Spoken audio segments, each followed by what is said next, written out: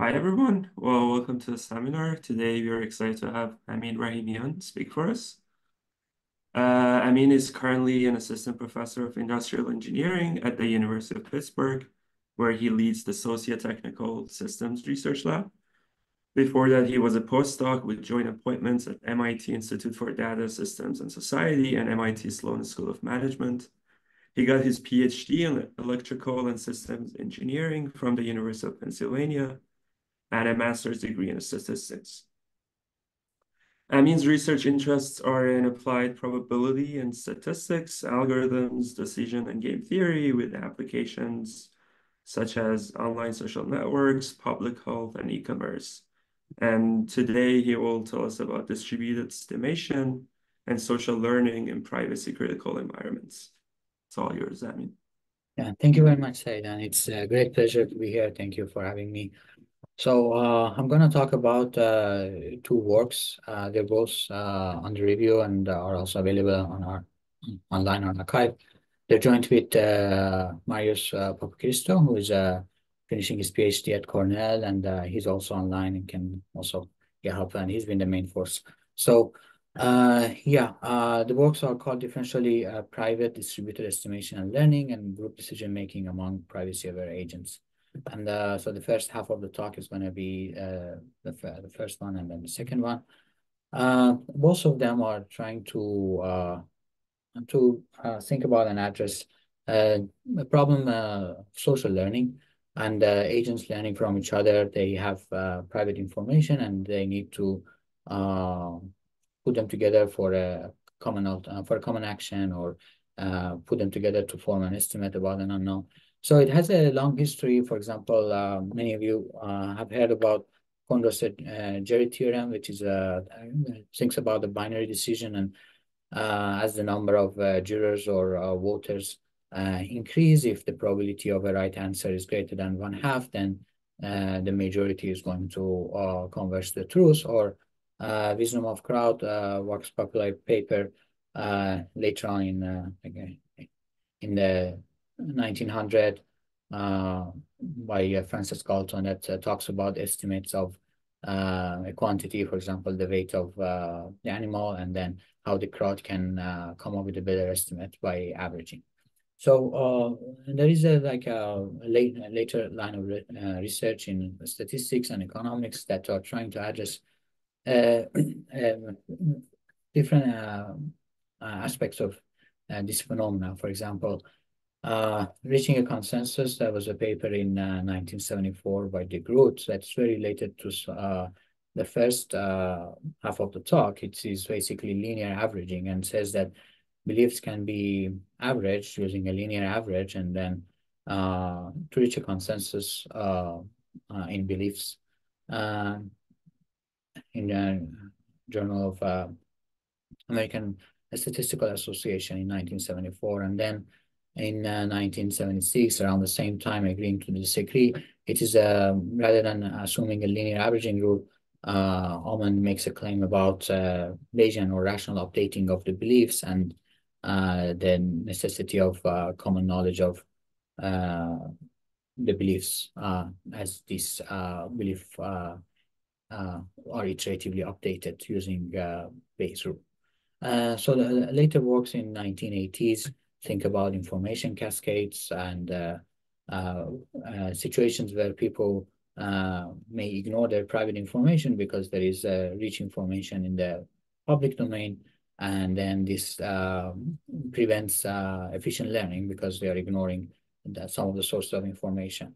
So that was a couple of later results in 1980s, 1990s that were pointing those out, and this led to now a rich literature on social learning.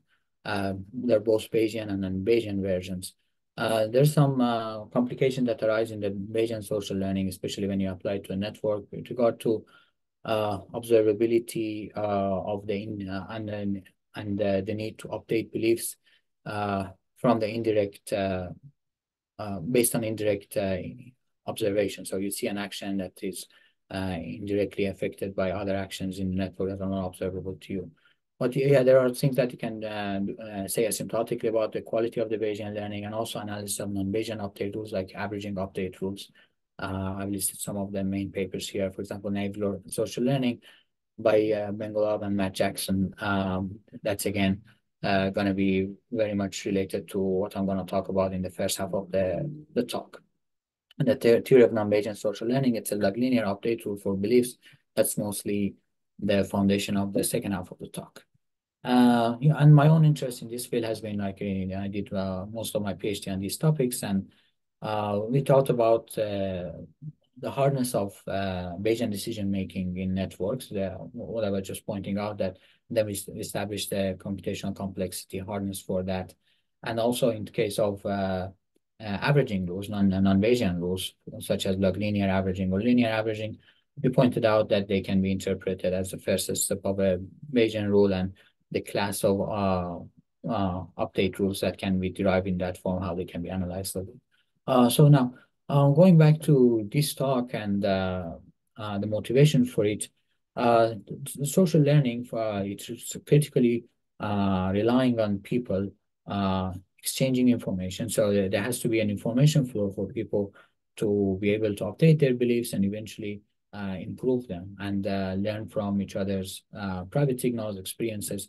So this information flow has to be there, and it's critical for it to happen. And on the other hand, when you think about it in privacy critical situations, where people will have concerns about revealing their private information, but may still want to contribute to the group decision, then the requirement for information flow that's critical to efficiency of social learning, it starts to be in conflict with the privacy requirements of the individual agent. So in this work, we are focusing on a number of social learning update rules and thinking how we can limit those update rules to provide also privacy guarantees in the differential privacy systems for the agents who are engaged in the updates. So I'm gonna use the framework of differential privacy, and many of you may have been familiar with this to a different degree, but for completeness, let me just give a definition. An algorithm is going to be called epsilon delta differentially private if we take any pair of adjacent inputs, and adjacency is something that we need to basically determine based on the structure of the signals or what needs to be protected, how we call two things adjacent. So if they're close to each other, then the output of the algorithm should not be probabilistically significantly different. So if you want to do, for example, a Bayesian update about what input has led to the observed output, your update would be limited by e to the epsilon, the likelihood that you can improve on your update. And this delta is relaxing it with up to an additive delta factor. Subject to this differential privacy definition, then we want to think about the basically information flow in social learning and use the privacy budget epsilon in the definition of differential privacy as a way to map this access from no information flow or complete privacy. That's privacy budget being zero means that the agents are not revealing any information, to no privacy and epsilon going to infinity. At that case, we are back to a non-private baseline. Yeah, so and our analysis will allow us to think about how communication complexity, and then, for example, how many rounds the agents need to communicate with each other to achieve a level of accuracy in their estimates or in their alternative that they choose, as well as the privacy budget, how these three factors are going to interact with each other in determining the quality of social learning and the performance of the algorithms. And right, and also let me please stop me if there's anything unclear. That would be, I think, works out better for the flow of the talk. So with that, I can now give you explain the learning environment that we are trying to analyze for the linear update rules. That's the first half of the talk, and then later on for log linear update rules, that would be the second half of the talk. So for the linear updates, we'll have an adjacency. If it is under our control, we say it is a W stochastic. That would basically be the weights that agents put on each other's estimates when they are updating each other's estimates. There are going to be communication around indexed by T. And then they have private signals that are independent and identically distributed draws from an exponential family distribution. The exponential family distribution sets up our inference framework. So there is an unknown parameter theta for the uh, exponential family, and they have a sufficient statistic. And the goal of inference is to learn the expected value of the sufficient statistic, or um, estimate this expected value when we have finite number of information. We'll have two cases. One in that agents just have initial private signals, and they need to put them together to come up with the best estimate of the expected value of the sufficient statistic. And then in another case, the agents over time receive an infinite stream of signals. So they will have enough information to learn this expected value with in probability, or with high probability. So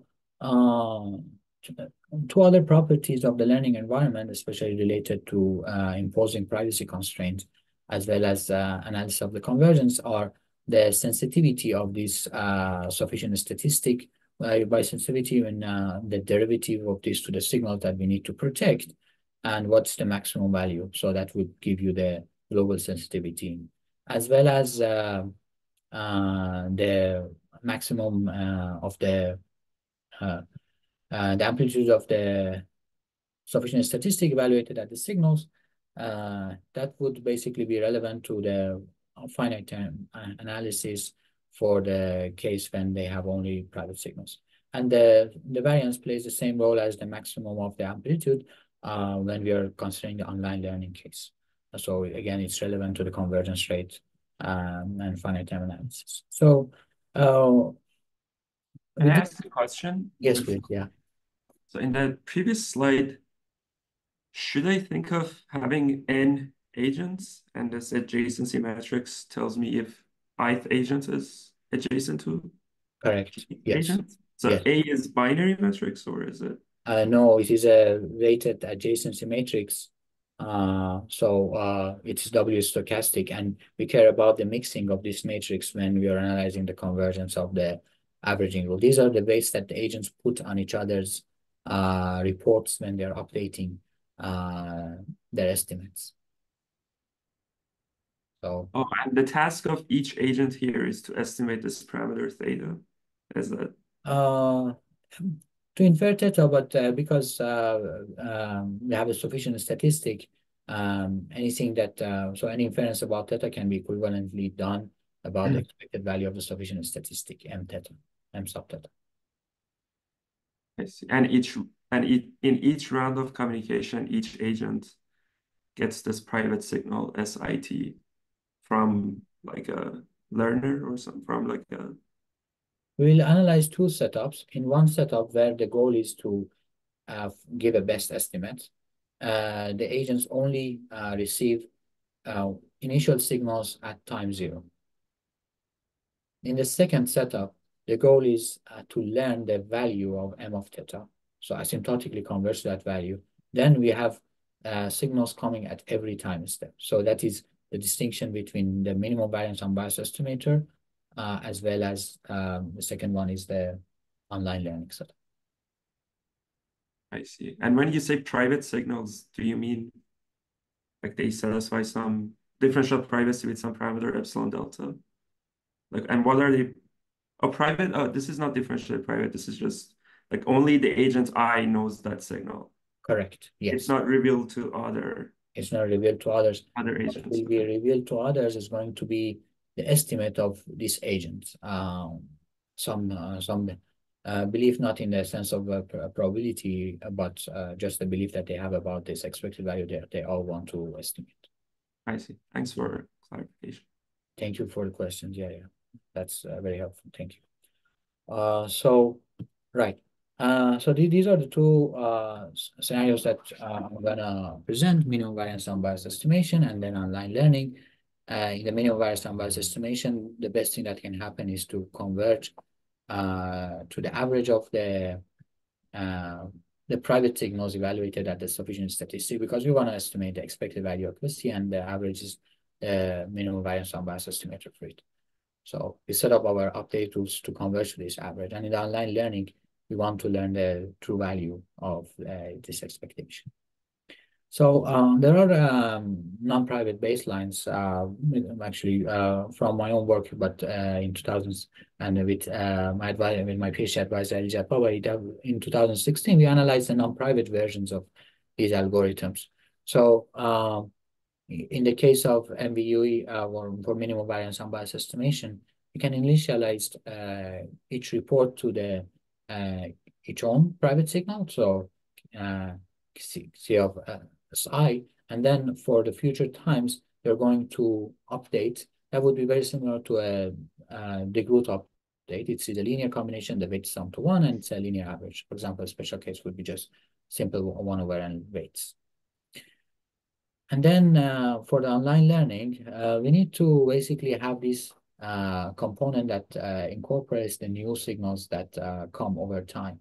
And for that, and also we need to have this component that is uh, aggregating information within the network neighborhood. So we have two components. One is uh, adds up your own belief from as well as the neighboring reports, the most recent reports with a weight, and so t minus 1 over t will work, and it's so, sufficient for convergence, and then you will incorporate the new signal that is added with a weight 1 over t.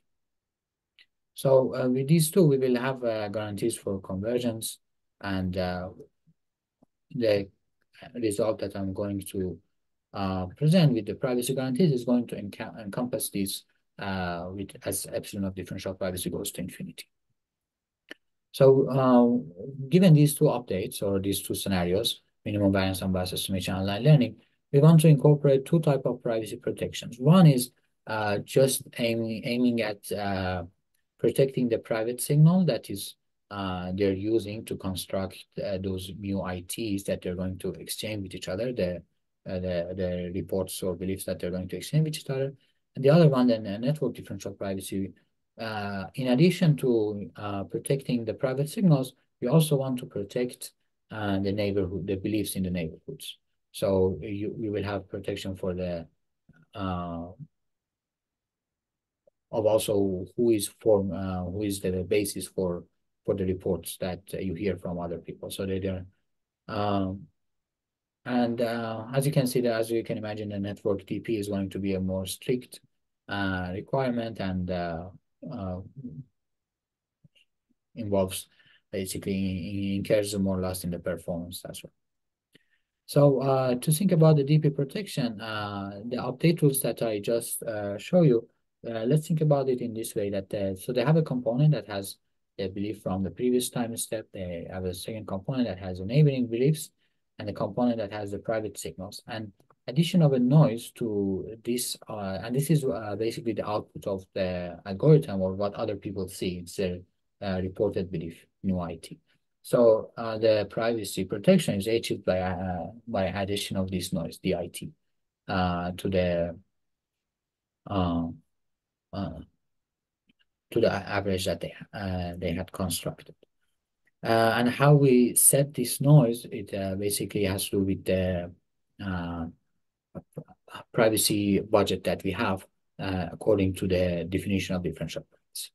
So how the differential privacy, differentially private versions of the algorithm look like is going to be as follows. The minimum variance unbiased estimation, again, it is initialized by the private signal, but this time we add a noise to that. By post-processing immunity, that noise is going to protect the signal from any future revelation, as if it is with high enough variance. So, for example, with if we know the sensitivity, then we can set this noise according to the Laplace distribution with parameter delta over epsilon of the differential privacy, and we will have protected this signal for all future time steps in the MVUE case. In the online learning case, the signals keep coming over time, so the protection of the signal involves addition of this differential privacy noise over time. But if we just add the noise to the signal, and because of this 1 over t coefficient that's going to 0, at least if our goal is to just protect the signals, that would again be achievable. So both cases of MVUE and online learning have a very immediate extension, and they're completely open to admitting these privacy guarantees. So it's very easy to adapt them to the differential privacy requirements. On the other hand, when we want to have network protection, then the noise need to also protect the network component of the belief. And there it starts to basically add complications, because you can imagine if I add a noise of constant power or constant variance to this component, as t goes to infinity, this will be it will never converge, because this coefficient is going to be go to 1, and you're keeping adding noise to your update loop. So it prevents learning. The solution would one solution that we come up with would be to basically move this network component together with the signal component. And the noise now is going to be added to the signal and the network component with the coefficient 1 over t applied to both of them. So this will work, but of course, it has a drawback. And the drawback is in the convergence rate, because as you add less weight to your neighboring beliefs, this will basically make it like a lazy random walk, and it's going to converge. The mixing rate is going to be much slower, and it takes longer for the information to aggregate in the network neighborhood, just because you're putting much less weight on your neighboring beliefs. But so with this modification, by adding, by changing the weights and making the weight on both the signal component as well as the neighborhood component to be the diminishing weight, we can achieve also privacy at the network level. Can I ask you a question here? Yes, yeah. Mm-hmm. Aren't these like estimates or like new j t minus 1, they're already noised in the previous round? They're noised, and that noise is going to protect their private signal. But when we say network DP, this means that for agent I, it's concerned not just about revealing their private signal, but also about the identity of or the beliefs of their neighbors. So the sensitivity, when we calculate the sensitivity for the noise power, is not just going to be with respect to derivative of C, but also with respect to, for example, the highest AIJ. I see. Thank you. Thank you. So with this, now we can think about the convergence analysis for the update rules. So we can break down the total error by triangle inequality to a component that compares it with the non-private baseline. And also we already have understanding of the convergence in the non-private case. So we can actually explicitly have these two parts in the error analysis. One part that is because of the privacy requirement that we added, and the other part is because of the mixing and how long does it take for these estimates to converge to their asymptotic values. So with that, we can also focus on or ask what is the distribution of the noise that is going to be optimum, so subject to the epsilon differential privacy requirement. And this would turns out Laplace noise, as in many other cases, still remains optimal. If you are working with the signal differential privacy, then the definition of sensitivity is clear. It's going to be the maximum value of the derivative of KC with respect to signals that we're protecting. If you're working with the network differential privacy, then the sensitivity should also take into account the network weights. So it's going to have two components. But then the noise that is going to minimize the error is going to be then only by focusing on the red part, the cost of privacy part, we can minimize that noise effect on the convergence, and this would be achieved by Laplace distribution with the parameter sensitivity over epsilon, and epsilon being the epsilon of differential primes. So we can further also upper bound and do basically a finite time analysis. I've only included the rates here and the equations, the exact equations for the guarantee on the error is in the paper. But we can actually compare and see what is the effect of the privacy requirement. In case of the minimum variance unbiased estimation, the convergence is going to be geometric with rate beta star. Beta star is the spectral gap of the mixing matrix, the averaging matrix that we're using. And then if you remember, was the maximum value of KC at different signals. That's for the minimum variance unbiased estimation. And for the online learning, the convergence is going to be 1 over square root of t. That's how fast you can converge to the mean as you get the sequence of signals. And then the effect of noise is comes up equivalently to the sorry, the red and blue here should be the other way. So in the table, the ones that are in blue should be red because the cost of privacy, and the ones that are in red would be about the error rate. But yeah, so then the square root of the variance will determine from the law of large number how fast we can get to that. So yeah, that is most of the results that we have in the linear case. There are some nuances. For example, you can think about distributions for which the global sensitivity, the derivative of the KC, is not bounded, and for that we can use local differential privacy and we can use the local sensitivity and an extended version, basically a smoother sensitivity to deal with those cases where the global sensitivity is unbounded. And also an interesting case that arises in the reviews was that they asked us to think about when the epsilon, the budgets are heterogeneous. And for that, we can then think about an allocation problem. So if we want to achieve an overall bound on the sum of the budgets, how can we, and then respecting some individual bounds on the budgets as well, how can we allocate the overall budget to individuals to minimize the total error? So as an allocation of the privacy budget.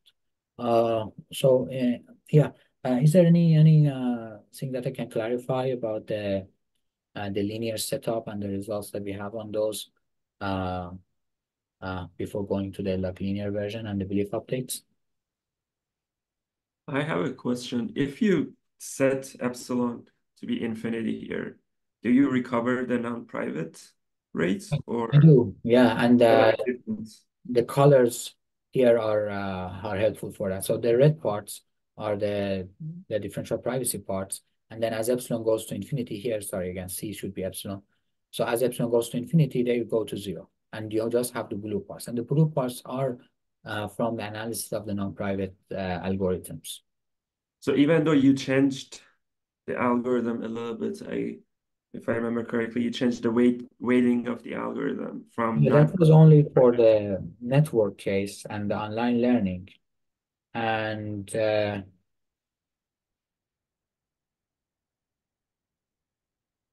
yeah, the 1 over square root of t is is come from the convergence of from the law of large number of the signals over time. So I think, yeah, the n over square root of t is, remains the same for that. So that would have, here you don't see the effect of uh, the spectral gap of the matrix, but that will be a coefficient, a multiplier here. So in the asymptotic notation here, I'm just showing the dependency on n and t. So Mhm. yes, it will affect, and you can see its effect on the spectral gap being now much larger. So yes, Thank you. sorry, the spectral gap being much smaller, or the second eigenvalue being much closer to 1. Uh, yeah. Any other questions? Yeah, that's actually a great one. The network privacy affects us in two ways. One is the rate being smaller. Another one is also the definition of the sensitivity itself is now going to include network rates. Okay, so for the second setup, again, it's a learning setup, but then there are the objective of learning and the statistics of basically the signals is quite different. So here we deal with a finite set, and we want to find the best alternative in a finite set in a maximum likelihood sense. So in our alternative set, there are a set of maximum likelihood maximizers, and then each agent uh, we'll have again a learning version, online learning, that signals come over time, as well as an estimation version that signals are just at time 0. So I'm going to first explain the signals at time 0 case. In the estimation version, the agents have access to a finite number of signals. Different agents can have access to different number of signals. That's just a simple extension of the setup. And then um, they form a overall likelihood for the signals that they have observed at time 0, and that would be the base for the inference about the unknown theta if they were just going to act on their own signals. But now they can exchange beliefs to get the benefit of other agent signals. And here by belief, I mean a probability distribution over the alternative set. So it's a point in the simplex, in the probability simplex. Given signals and the set of likelihood maximizers, they are going to maximize the likelihood of all of the signals across all of the agents. And the goal would be to exchange beliefs for all agents to identify these likelihood maximizers. And for the estimation case, we make a distinction, and this will affect actually some of the performance guarantees so we basically we partition the alternative set into two parts: the maximum, the likelihood maximizers, that's a theta star, and then theta bar is anything that's not a likelihood maximizer. And the goal of inference is to reject those states in theta bar and accept those states in theta star. Right? And its F is basically, you can think about the density, or if F is very small, this means that we are in a situation when there are only one or two good options. If F is large, is that then maybe your goal is more aligned in rejecting the bad option. So most things are good, but you just want to make sure that you don't choose a bad thing. So it depends on, these are the properties of the learning environment. And then in that environment, the agents are going to form beliefs about the state space theta as follows.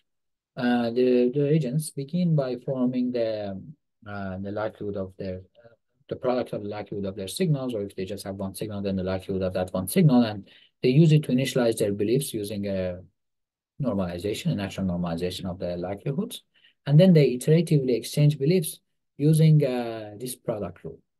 That's again the non-private baseline. So I'm going to explain the non-private baselines first, and then add the privacy on top of those. For the weights, we have an adjacency matrix that is W stochastic, so the weights sum to one, row wise and column wise, and then uh, for this update rule to keep track of the true state and basically the learning to happen, you will see we need this rate one on the self beliefs, and then the rate of it, the rest of it, you can think about as a weighted geometric average of the self belief and the neighboring beliefs. Uh, yeah, the online learning version of it is going to be very similar, except that at every point in time, you keep receiving some number of signals, and that number can itself be random and according to some distribution. And the properties of that distribution, in addition to the distribution of signals, will affect our characterization of the performance of the algorithms. So at each iteration, they will have access to a product of likelihoods, and then they can use it in a similar geometric averaging update rule. There's a component for the signals, like an innovation component for the signal that they have just received at a given point in time. There is a component that is their belief in the previous time and the neighboring beliefs. So given these two non-private baselines for the estimation and online learning, we will again ask ourselves how to incorporate privacy protection, differential privacy protections, protecting either signals or network neighborhoods. Unlike the linear case that was an additive structure, this one has a product structure, and then rather than adding noise, I am multiplying by e to the power of the noise level.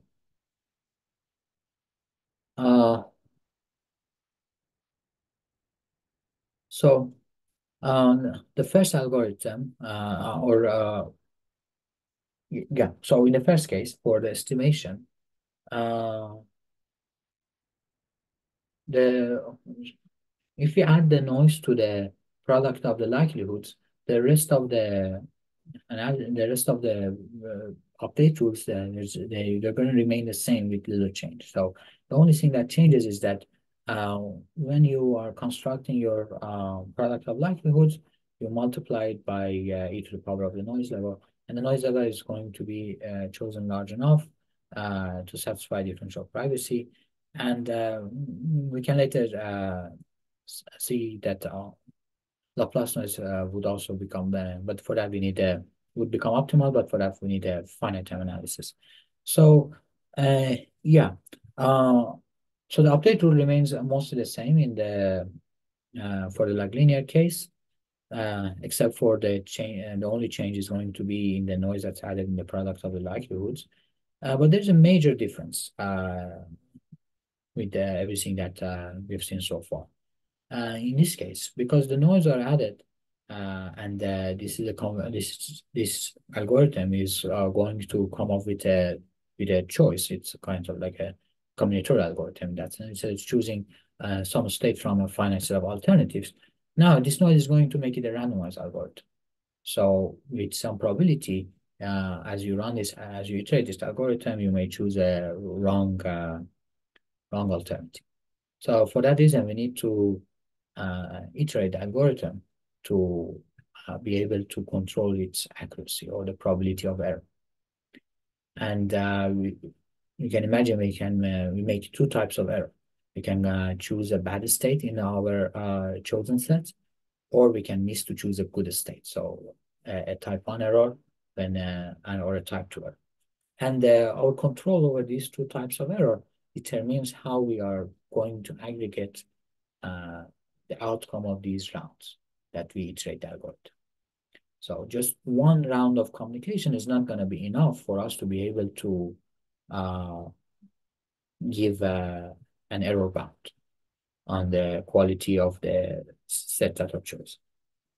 We have different ways of aggregating the outcome of these K rounds. So the outcome of the K rounds are just some beliefs that they eventually come up with, and states that have a larger belief are going to be good candidates for maximum likelihood, or good candidates for good states that we want to select from.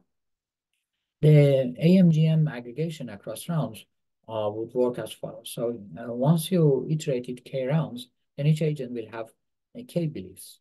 We can take a geometric average of these k beliefs as well as the arithmetic average of these k beliefs, and we do both because as I will just explain in the next slide, and these will give us the different type of guarantees with regard to type 1 or type 2 error. But once we have the average of the beliefs at the k rounds, in both cases, we are going to threshold this according to some threshold tau, and then choose the state on which the belief is larger than the threshold. So the choice of the threshold as well as the number of rounds that are aggregated allows us to give this type of guarantees.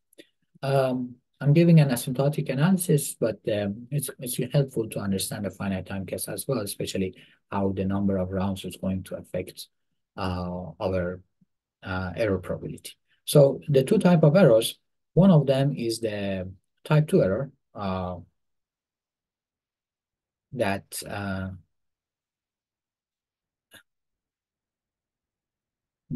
we basically miss some of the good states. And we can bound the probability of that type 2 error by eta if we run the algorithm large enough. So beforehand, you don't know the size of theta star or theta bar, but this is just a bound. So we can choose them both equal to the size of the state space. And so theta log theta over eta is the dependency on the state space as well as error probability. That's how many rounds we need to iterate to be able to give an error. And then similarly for the type 1 error, when you come up with a set that is larger than the good states, that would be the set that's chosen by arithmetic mean. And then once we iterate it enough number of signs greater than theta log theta over eta, then we can guarantee the type 2 error rate answer. The finite time results are going to be just also tells us in each round how many times the beliefs averaging the belief communication need to be iterated. And we further see the dependence on the different factors of the environment. For example, the sum of the standard deviation of the noise, VNTs, here allows us to minimize the finite time convergence, so minimize the convergence rate, and that would make convergence as fast as possible, and that would be achieved by the Laplace noise. And that's how we see. And then there are other factors. For example, the largest likelihood magnitude is the gamma n of theta, or ln of theta is the k divergence between the two nearest states that makes the learning hard. So you see, and alpha star is the eigenvalue of the adjacency in this case, which is the weights A and also includes the identity matrix. Right. So the AMGM is one way to aggregate them. The problem with AMGM is that it doesn't give us a way to isolate the theta star. So you have two candidate sets. One of them is smaller than the theta star, and then the other one is larger than theta star, but theta star itself is going to be anywhere in between these two. For each of them individually, you can bound the error, but it's kind of one direction. The double threshold algorithm is another way that we can aggregate the belief updates across k rounds. And this has the advantage that it gives much more control over bounding the errors, type 1 and type 2 errors simultaneously, as well as isolating the theta star, but it comes at the communication cost. So if you go for having to isolate theta star precisely, then you need to run the algorithm longer. But the way this double threshold works is that it introduces two thresholds, and I will show you how the thresholds are set. And then it looks at the it counts how many times state is above that threshold. Sorry, so there are actually three thresholds. One is the threshold on the belief, and then the two threshold version is a threshold undercount. So first we have the threshold tau that we had in other or in our previous algorithms as well. That threshold tau is allowing us to look at the outcome of each round and then select a candidate set. And then when we want to aggregate this candidate set across k rounds, we count how many times each candidate state appears in the chosen set of a round, and if it is greater than some threshold, this is how we construct theta threshold 1. Or if it is greater than another threshold, that's how we construct theta threshold 2. And theta threshold 1 and theta threshold 2 is going to give us equivalent of the AMGM sets that we had. But now we can also set them such that we isolate theta star. So that would be clear from the finite time analysis. But so just like before, let me give you an idea of the asymptotic analysis in this case. There's going to be a value for the threshold. Here we have P1 and P2, but as long as this tau threshold 1 is greater than, so this is kind of a lower bound on the threshold 1, and this is an upper bound on threshold 2. So we can choose P1 to be equal to 1 or P2 to be equal to 1 over cardinality of the state space, and we will be still fine for the choice of the threshold. And then for any choice of pi1 and pi2, we can get a bound on the number of rounds that we need to iterate to guarantee that the set that we get from the first threshold is a subset of the good states, and the set that we get from the second threshold is a superset of the good states. And so for the finite time analysis, and that's where we can actually think about isolating theta star. Well, instead of P1 and P2, now I've put Q1 and Q2, and then if Q1 and Q2 are further away from each other, we can make the iteration, we can make the convergence faster and faster. But for us to guarantee that we can recover theta star, we need to set we need to make sorry, just let me rephrase. So the convergence rate is going to depend on the distance between 1 over Q2 and Q1. So if this distance is large, we can basically make this maximum of these two quantities to be smaller, and then therefore achieve faster convergence. But yeah, let me not get into too much of those finite time details of this. But suffice to say that here we have a way of recovering theta star, which wasn't available to us with AMG.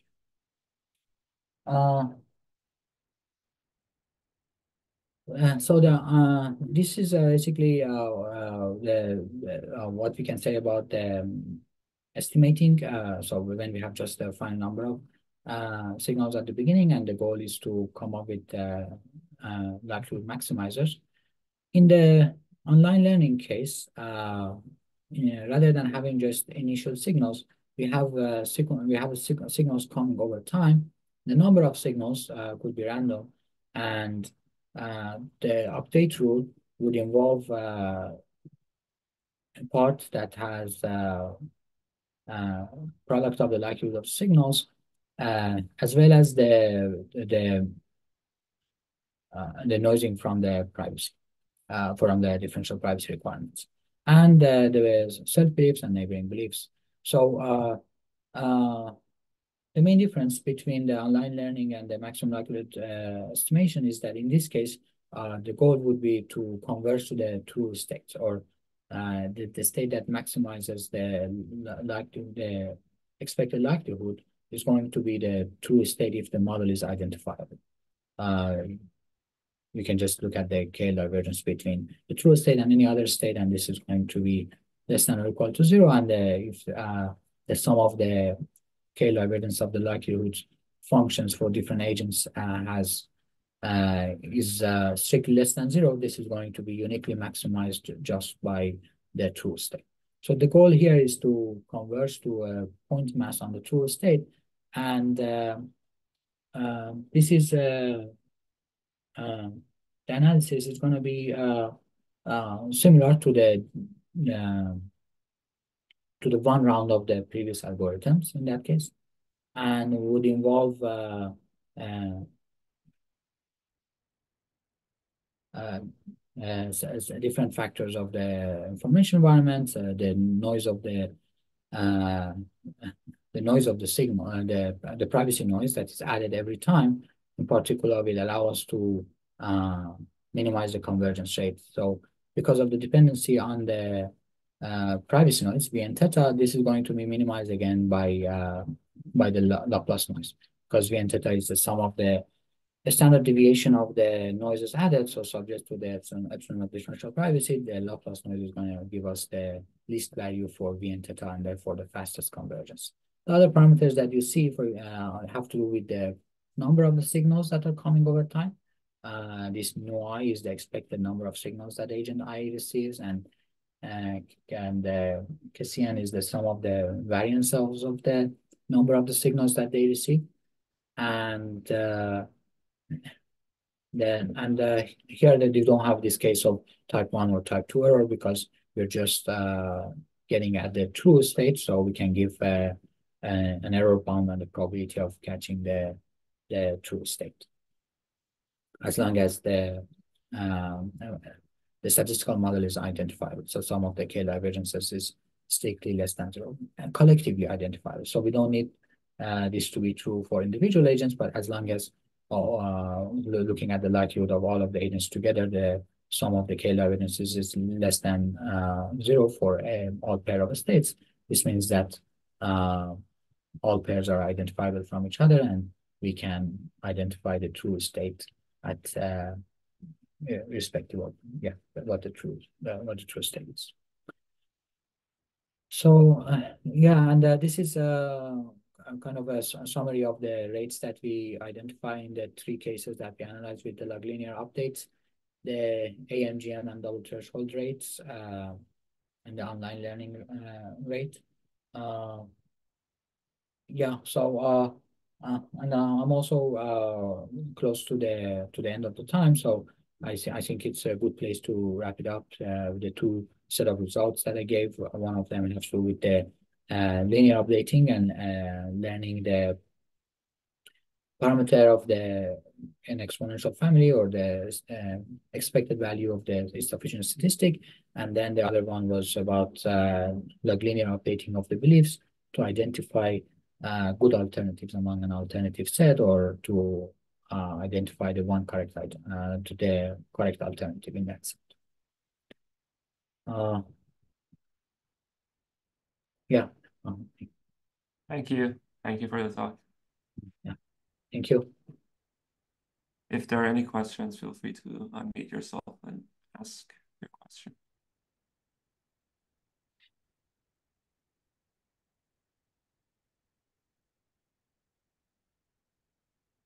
I have one question about the second part.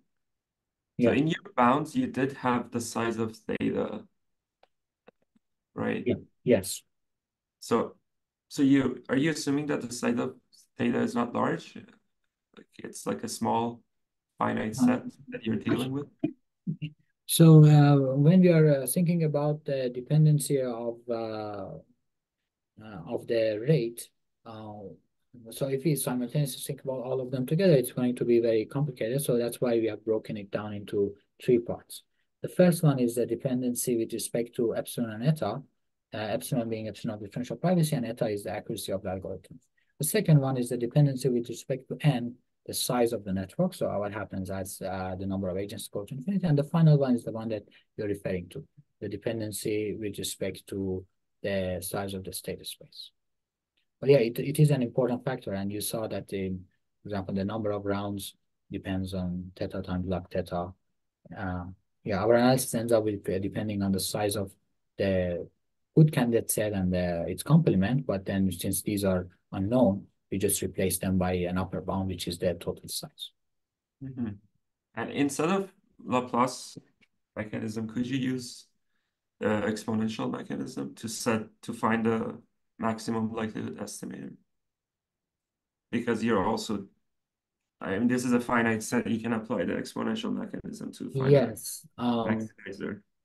Yeah, that's correct. But so the exponential mechanism is going to be the best if we had a utility, and the utility is expressible as the, for example, posterior of those different states. So in that, so if somebody gives you a probability distribution over those states, and then you choose according to exponential mechanism, you're going to protect that probability distribution. So it has some optimality, but then the question is for this particular performance measures, the way we are bounding the error probabilities, we have two types of errors, getting a larger set or getting a smaller set. For those particular ones, is the exponential mechanism the relevant choice or not? But there was actually, before getting uh, at this framework, we were thinking about the Dirichlet mechanism, which is another mechanism that also allows us to protect the beliefs and still. Well, yeah, it turns out that was also maybe not, uh, yeah, not the optimal one. So there's a clear sense in which Laplace mechanism ends up being optimal in our case for convergence rate uh, between rounds. Yeah. Okay, thank you. Yeah. Thank you. Okay. Yeah. If there are no other questions, then yeah, thank you for having me. And